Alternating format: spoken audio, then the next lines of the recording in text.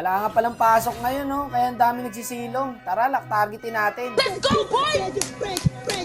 Silong gods ako. Yun ang IGA niya, guys. Tignan natin kung talagang silong gods to. Pag nilak-target natin. Abangan natin dito pagkabuhay. Hindi ba tayo karmahin sa ginagawa natin na to? Mamaya nag-i-enjoy lang to kasi walang pasok eh. Tapos nilak-target pa.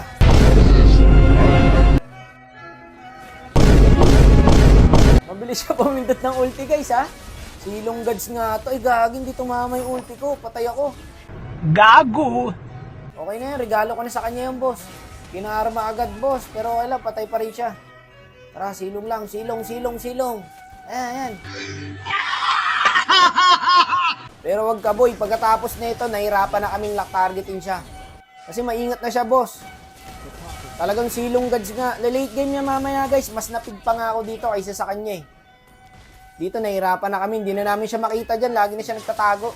Nilock-target niya na rin ako, guys. Nabuisit na yata. Nakaramdam na siya dito, boss. Ay, hindi. May last pa to. Ito, nakita namin siya sa lito. Tangina mo!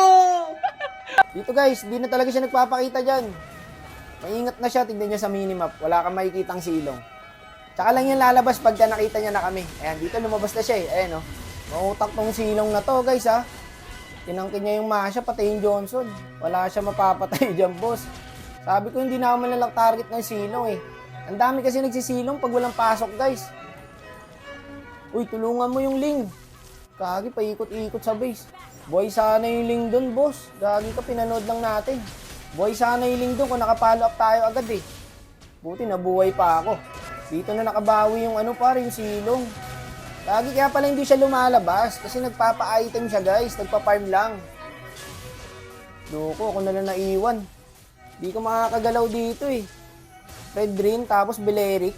Pautak, diba? Tsaka lumalabas pagka nakikita niya na kami sa map. Hindi kasi siya lumalabas talaga, boss eh. Nagpapa-item lang talaga siya eh. Dito, naglo-lord na. Naklatch pa nung Ling, par. Nice one.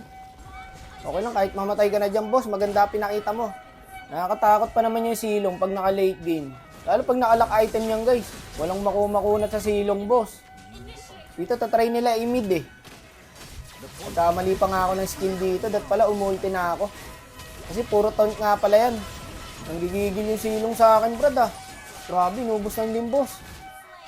Nice one. Dito, hindi na kami nagda-drive, guys. Inaabangan na lang namin yung silong kung saan siya dadaan. Kasi nagki-clear na lang siya ng wave eh. Buti dito, nag-tempoan namin. Wrong turn. Kasi nahanap namin siya, boy, nahirapan talaga kami dito sa silong na to. Hindi na kasi siya lumalabas. Akala nga namin silong to, Eudora pala. Kakalak target namin sa silong, mas napig pa ako eh. 10 deaths ako dyan, boss, oh. Tumabatang pre-drain nila, guys eh. 11 kills yan eh. Wala na, naubos na pala sila. Tapos nag-concede na. Nakailan deaths yung silong?